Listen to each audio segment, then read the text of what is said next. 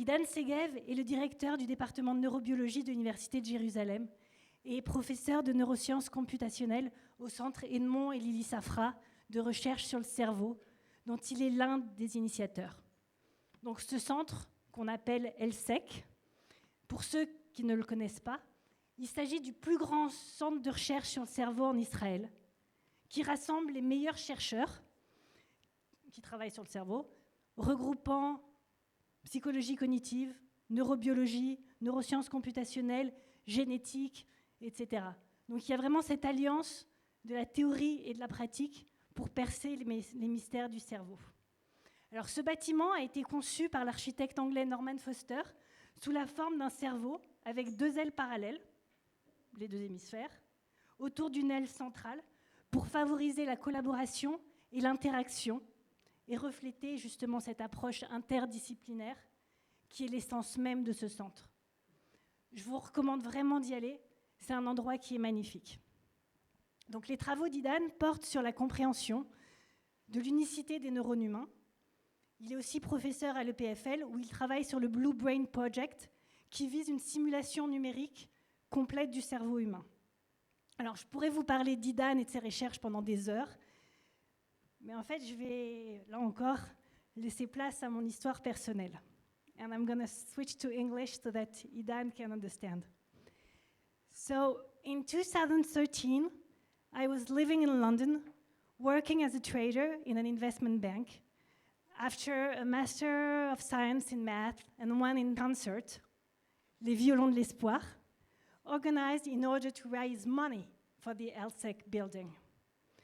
During the weekend, there were conferences in the hotel, and while all my friends went sailing and visit Monaco, I stayed alone at the hotel and decided to go and listen to this conference. I will always remember what I felt when I was listening to Idan's lecture. A mixed feeling of wonder and deep sadness, actually. I was overwhelmed by his talk, but at the same time, I felt I had wasted my life and make the wrong career decision. I was a trader in London. There was no meaning to what I was doing, and all I wanted to do at that precise moment was to study the brain at the Brain Center. 2 years later, I went back to school, started a neuroscience program at École Normale Supérieure. So I wanted to thank you, Idan, for contributing to whom I am now, and much more for giving me the opportunity to pay it forward. Thank you very much.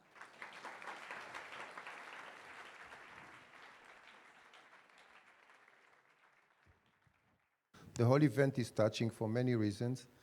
Shihab and myself and Vered are friends for many years, but we never spoke in one auditorium together. 2 Arabs, 2 Israelis in this place in Paris. Very emotional.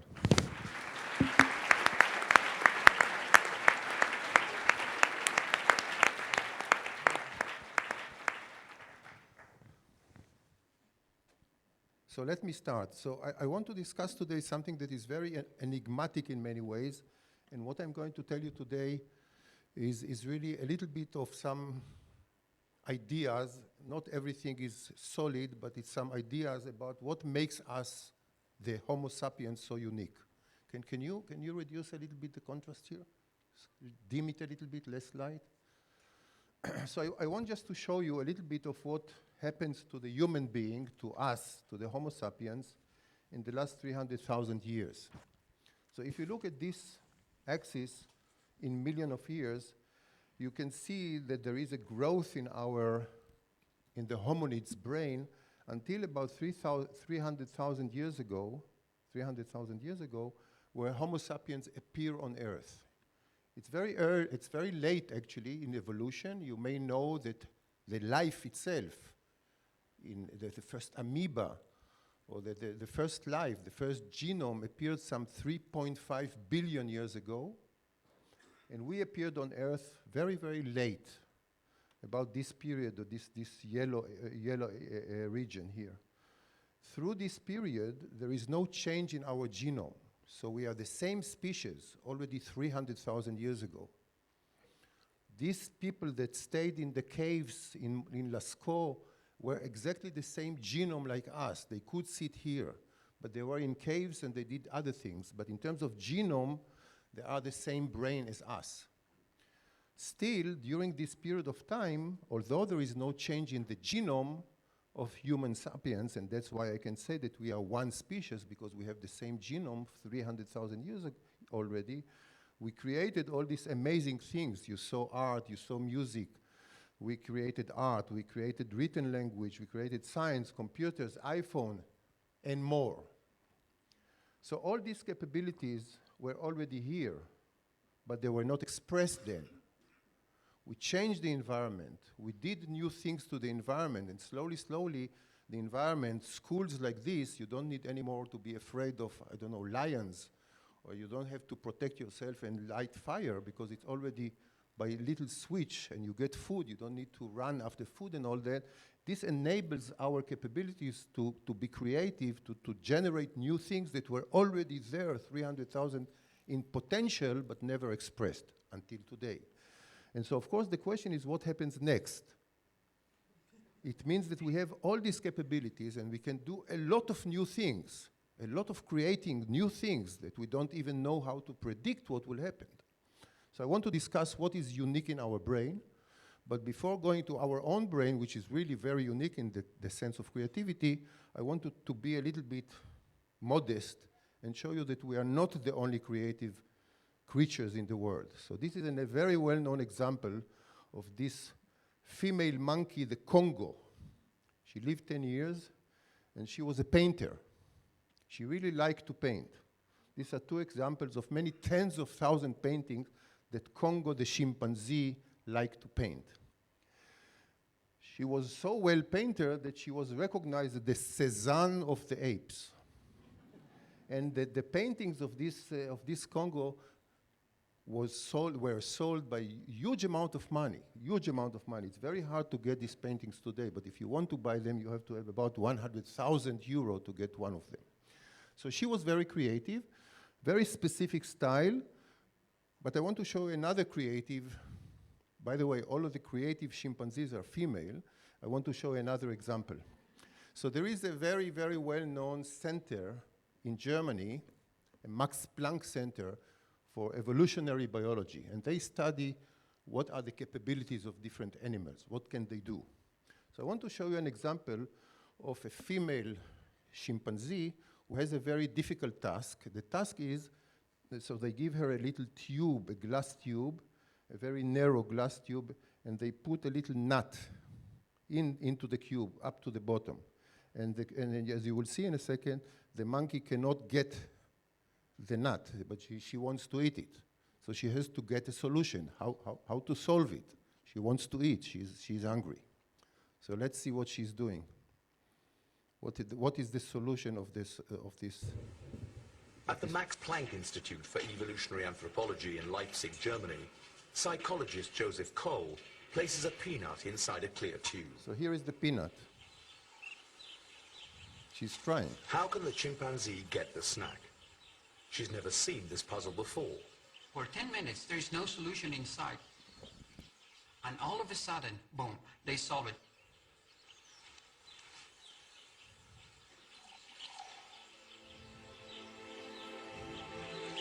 That's an amazing solution. She thought for 10 minutes.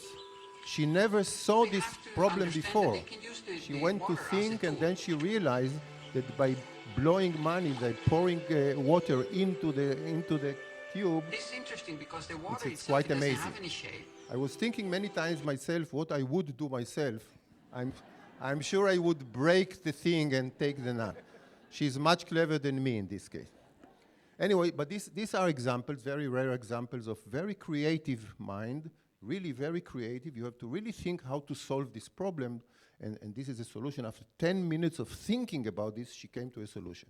Anyway, this was just to say that we should be a little bit modest, but not really, because this kind of thing that you know very well, this kind of paintings, for example, from the oldest cave that was found in the world in France, the oldest cave, which you really should visit if you did not yet, you can see that human had this unusual capability, very creative capability to remember something, as Shihab already mentioned before. You can remember, you can imagine things from reality. So these people in the cave saw this bison and these lions. They remembered it.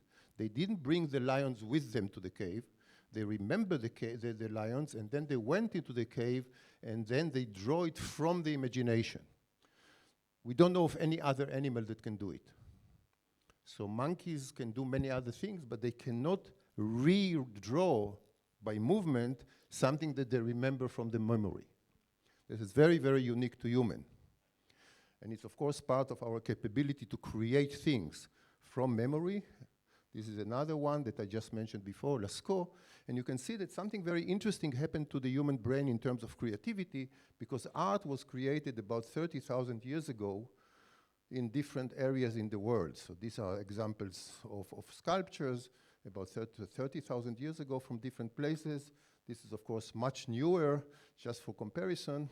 This is one thing that exists in the Israeli Museum, which was found some years ago, and it is considered actually to be done not by Homo sapiens, but rather by earlier hominids, the Neanderthals. This is about 200,000, maybe 250,000, on the verge of Homo sapiens and other species. So this is very, very old, but all the rest of the art and the art that I showed you before is really very recent. So the question is, what makes us so unique that we are already generating new things, creating new things, as I showed you before?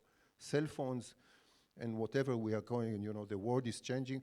I should just tell you in parentheses, if you are not aware of it, you're really in the middle of a revolution in terms of creativity, because we are now generating machines that learn. The machines that learn, the automated car is one example, but the other robots that learn from experience are going to really completely change the world. It's not going to be the same world in 20 years, because there will be robots that learn to behave and replace us in some sense. There are a lot of ethical issues to that, and we can discuss it at some other time, but we are in a revolution. A very big revolution, I think no less than the Industrial Revolution, the Information Revolution, is the machine learning revolution, AI. So what makes us so unique? So I want to give you 5 speculations.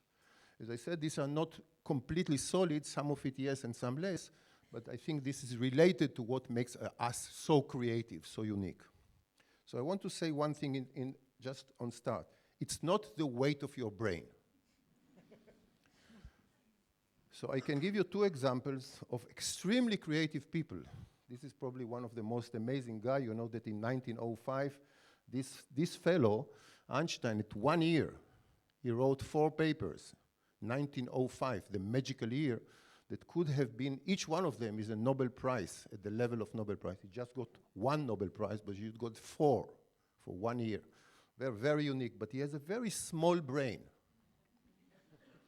Very small, because the average brain here is 1.4, 1.35. This is much less than the average, much less. Not to speak at Anatole France, who has so much that it should be retarded. Something is not normal. But he got Nobel Prize for literature. So it's not the weight. You cannot say that, a female has smaller brain. There is no relationship between the weight of the brain and your intelligence or creativity. So that's out of the table. But this is really interesting thing.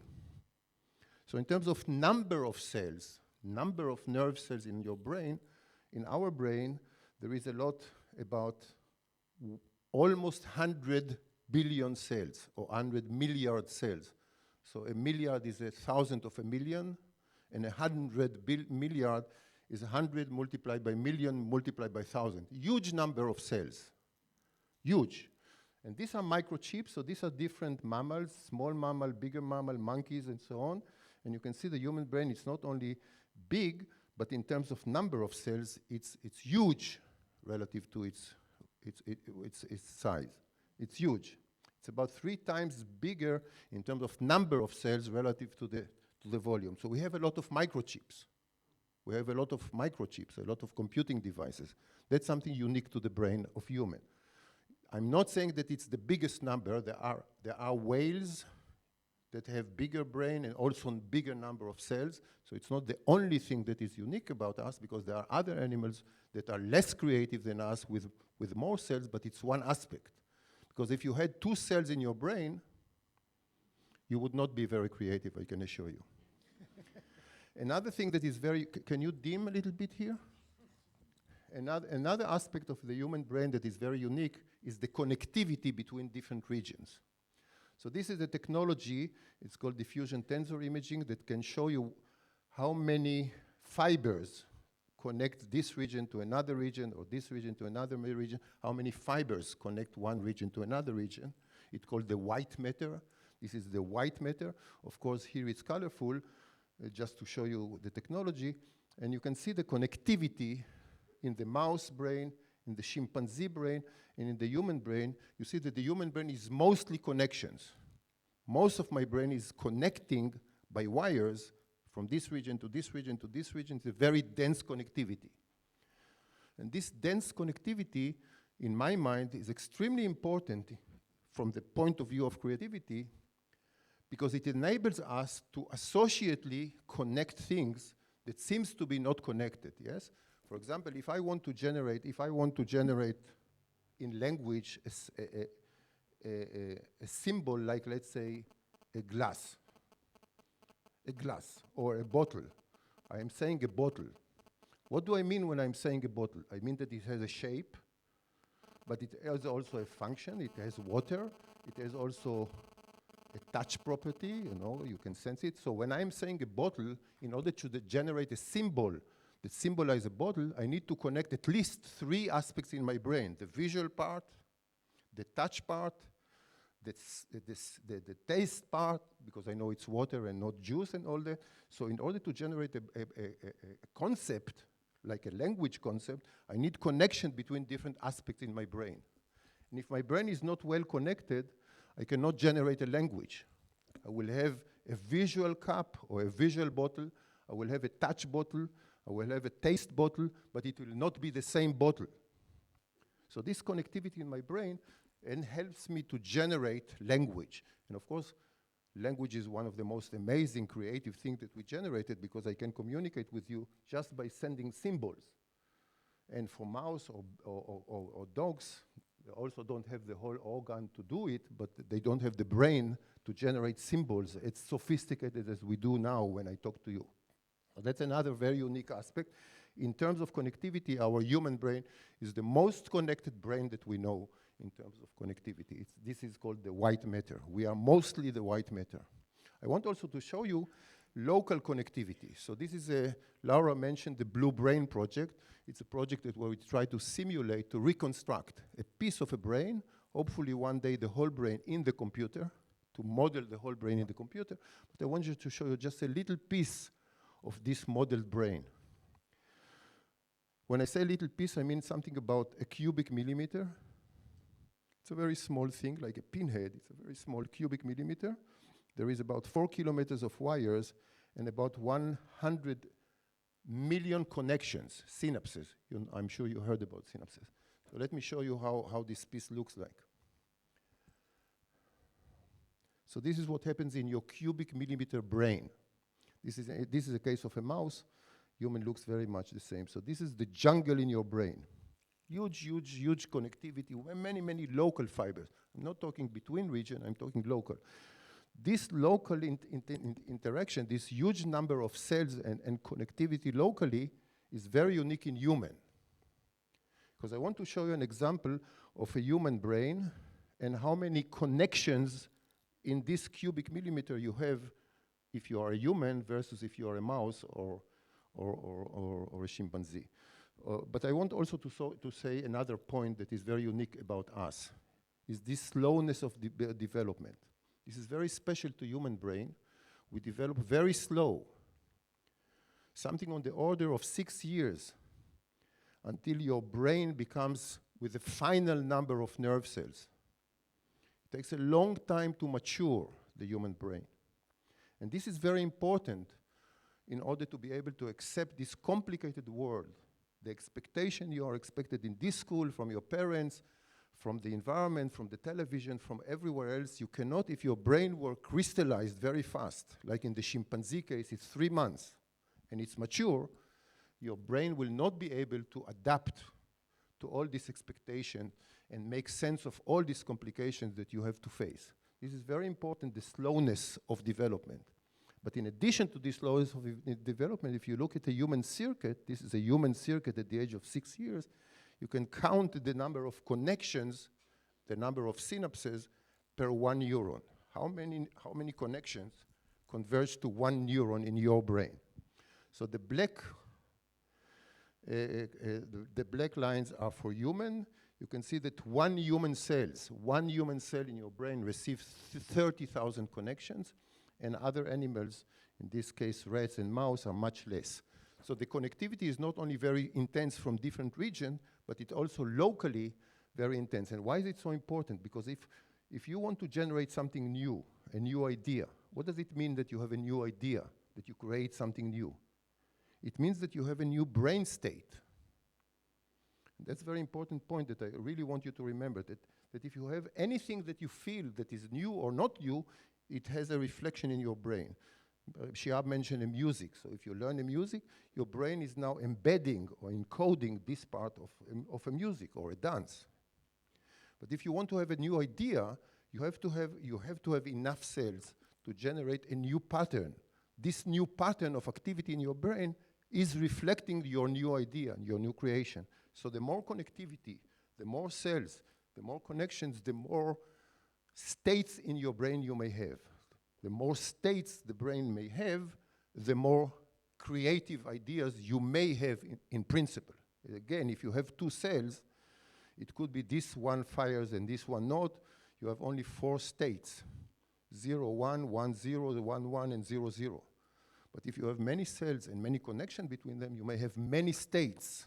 So my prediction is that the more connectivity a brain has, the more states it might have, the more creative ideas it might have, if you use your brain correctly. I'm jumping a little bit ahead just to finish.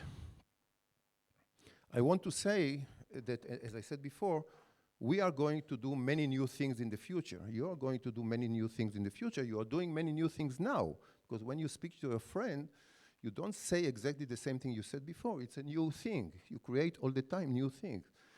Not maybe huge ideas like Einstein, but many, many new things. And the point is that you have all this creative capability. The question is how to make you creative, how to generate this creativity which is embedded in your brain. One way that I don't recommend is to use machines to do it. So this is one example. I don't know if you know Oliver Sacks, who died recently. He's a well-known neurologist, British neurologist, and he was giving this to himself, this brain stimulation. It's called TMS, transcranial magnetic stimulation. It's not invasive, it's from the outside. It's a magnetic field, and you can stimulate this part of the brain or this part of the brain and this part of the, and he asked the question, does he become a better painter after stimulating your brain from the outside? So he claims yes. So this is an example of his very bad drawings.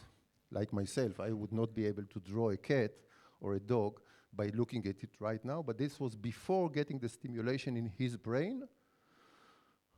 And after 10 minutes of stimulating, actually here, the frontal part, the drawing became a little bit better. So actually his capability to draw from looking, so this is motor, so this is a copy of what he sees. He looks at it and he's trying to draw. This became a little bit better. And after the end of the stimulation, sometime later, he's back to this normal. So he didn't become very creative for a long time, but maybe better painter for a while. So how will you, so I don't recommend you to go to this, get TMS in your brain, although you might test it, it's not dangerous, but I don't recommend it. So what should you do? Because that's why you came here, and the parents especially. Okay, one thing is that you want to read this journal. This is a journal that I'm part of this generation of this journal. It's part of the Frontier series, scientific journal, but this is a journal for kids. Okay. When I say kids, it's your age. And the idea here, and that's a very interesting idea, is that scientists write the paper, but you are the reviewers. You accept or reject the paper. I myself was rejected twice, by this kid. So this is the kid. I don't know who she is. She's anonymous. She's somewhere. I think she's in New York. She's 11 years old. And I wrote a paper with a colleague here, and she rejected it twice because she said, I don't understand this. Why do you need to model the brain? What is the Blue Brain project? Why do you need it in the computer? You already have a brain here. Why do you need to put it in the computer? She asked me a very good question. Then when the paper was accepted, I have now 3 million readers of these kids, American kids.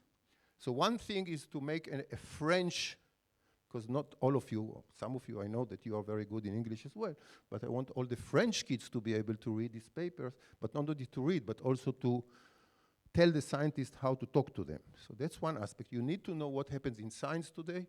Science is really amazing. Things are happening very fast. As I said, robots and AI, you need to know from solid scientists what happened. So you need to look at this journal, but it should be in French.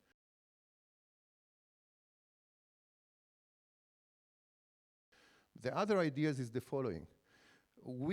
I know that this school is unique in that sense, but most schools and most people in the world think that you are either that or that. So you are either, you tend to think of all dichotomies. It's either I'm a scientist or I'm an artist. I'm either an architect or a poet. I think it's wrong. The concept is wrong. I don't think you are either that or that. I know there is a demand that you become an expert, but I think you can be an expert in many things. And Leonardo da Vinci is the example in my mind. This is the most amazing example, Leonardo da Vinci, because Leonardo da Vinci was both an architect and a painter and a mathematician and many other things that he did. And you are also Da Vinci's. So I want you to become Da Vinci's by not thinking that you can do only one thing, because you have in your brain many capabilities. But how do you go about that? You have to go to a school that teaches you both science and art. And my big fight without success is to have museums that generate together in the same place both science and art. So I would like the future museums to have a little kid, girl or a boy, go to the museum and see Einstein here and Picasso here. And they should think that Einstein is a scientist. He was also playing a violin, as you know, and so forth. You have to integrate capabilities in your brain and generate it together. So we have to generate a new world. Not so specified, but integrated things, and then you will become Da Vinci's. Thank you very much, and here is my mistake. Should be E, not A. Thank you very much.